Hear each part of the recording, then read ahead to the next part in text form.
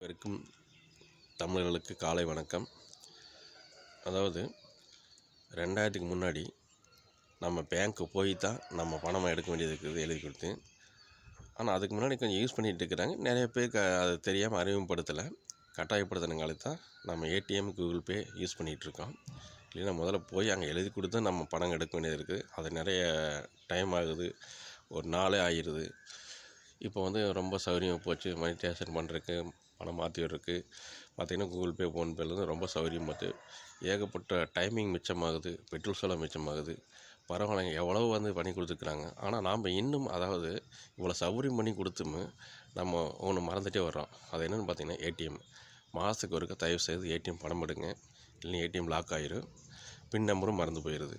அதே சமயம் பார்த்திங்கன்னா 2 மாதத்துக்கு ஒருக்க ஸ்டேட்மெண்ட் எடுத்துருங்க. ஒரு வருஷம் கழிச்சு ஸ்டேட்மெண்ட் வேணும்னா ரொம்ப ரிஸ்க் நம்ம எடுக்க வேண்டியதாக இருக்குது. சில டைம் அது ஸ்டேட்மெண்ட் கரெக்டாக ஒரு ஸ்டேட்மெண்ட் வர்றதில்லை. தயவுசெய்து 2 மாதத்துக்கு ஒரு ஸ்டேட்மெண்ட் எடுத்துருங்க.